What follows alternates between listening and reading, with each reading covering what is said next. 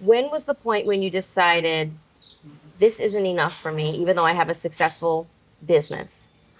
I want to go to the next level and I want to create products. Yeah, it's interesting because behind the chair, I had a lot of frustration. Did you? I remember cherry picking collections that would, no product line had everything good in it. And I always wondered why. So I had 14 different lines that I carried and I would cherry pick them.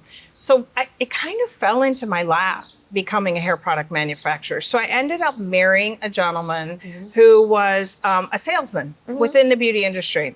And so I moved to California. I sold everything I owned. Talk Including about the believing salon. in love. Including everything. the salon. I had a condo. I had a business. I sold everything I owned. Moved to Costa Country and married this guy. And so he worked within the industry, similar. I mean, but in sales within product lines.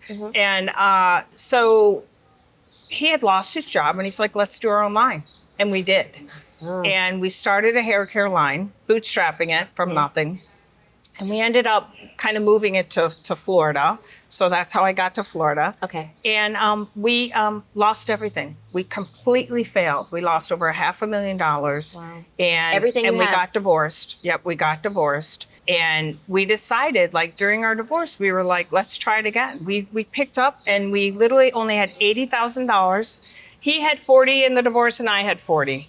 And we each put in $40,000 and we started It's a 10 Hair Care with one closeout bottle, the Miracle Leave-In product. And we started it with just the one product. And that bottle today sells 11 million bottles a year just in the United States. So I bought him out in 2017. Wow. So that was a huge undertaking. But, those years together of building that brand from nothing were a huge learning experience for me and him. Yeah. He was not the inner office person. I ran everything in the inside. He was outside talking to people, kissing Sales guy. babies, Sales guy. shaking hands. Sales guy. Yeah, I created the products. I worked with vendors, and he worked with marketing because he had been in the beauty industry for a long time. So we would put our heads together and come up with marketing concepts, but he couldn't work a computer. So it was me, QuickBooks, ordering, all of that, as well as designing and creating the products. So for 10 years, that's what I was. And so when And I love the story of how you came up with the name.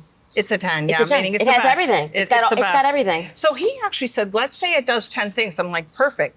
And he says, we'll call it 10. I said, no. Because I know when I work with chemists, I literally say to them, it's a 3, it's a 6. Go back, add this, put in the slip. And so really it was a collaboration. I'm saying we need to say it's the best. This was my dream to really create the best products within the industry. And I was committed to that. And I learned from the previous company failing. We both did, and some of the lessons that we learned were just priceless. Obviously, anytime you fail, that's just part of life. It is an absolute learning opportunity, no matter how much it hurts. Sometimes people say that even when you trip, it's still a step forward. Yeah. And so when you look at that and you're calling it a failure, which I love that you're claiming that word as ownership on the word, but it wasn't really a failure. It was a lesson. Oh no, it was a lesson. It was a lesson. And the learnings, as you said, were priceless. Do you think without the learnings of the original quote unquote financial failure, would you have ever been able to conceptualize what you needed to do in order to develop the kind of company that you need to support a product like It's a 10 without the failing? Yeah, I mean, obviously it was a major part of the win. Yeah. But I still fail. I fail every day. Oh, God, I love that honesty. Yes. It's part of life, right? And we go through the growing pains and the learning. And that's, to me, the fun of it. It's all about continuing to learn. Even if I'm, 42 years later in this industry, it's all about that process. And so, you got to call it what it is. Sometimes we suck. Sometimes we fail. Sometimes we go the wrong direction. We should have zagged when we can go on and on, but it's all about that learning process and being willing to learn. There are so many people that hit those roadblocks and they actually get paralyzed. They doubt themselves. Not that I didn't doubt myself at times, but what do you do during those moments? Right. That's the true tale. What did you do? Honestly, I picked myself up and got creative And that's a major part of any success, is understanding how to really be creative and really kind of pivot on that dime. And as I mentioned, zig when they zag. So that's one of the things that I've really, I think, learned over the years, especially many years in business, is that when it gets tough, you have to get going. And ultimately, what does that look like?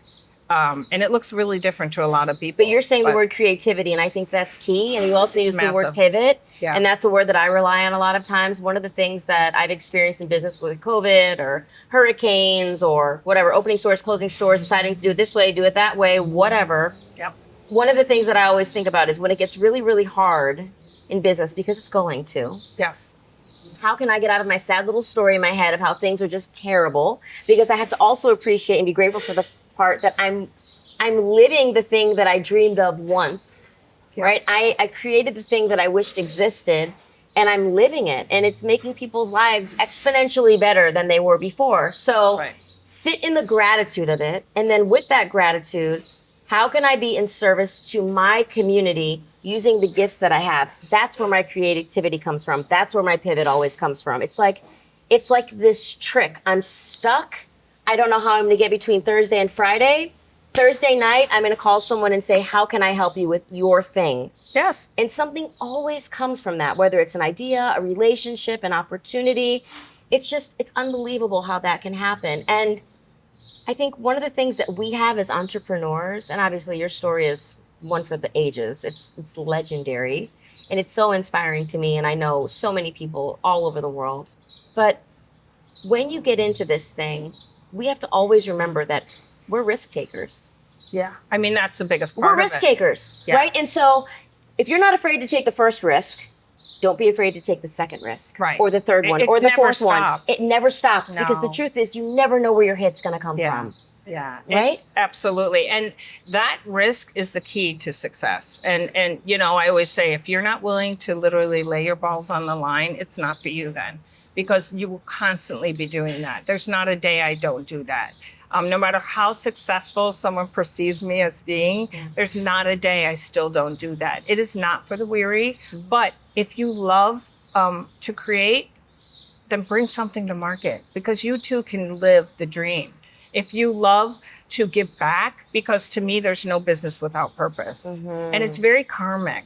It's extremely karmic. That energy, like you said, how quickly your energy can turn. When something is hitting the fan, you have about 30 seconds to a minute to have a little pity party. Yep. That's it. Yeah. That's it. Get then moving. You better get your mind going, how you're going to literally, how you're going to get creative and kind of first, appreciate where you're at, as you mentioned, or appreciate the moment.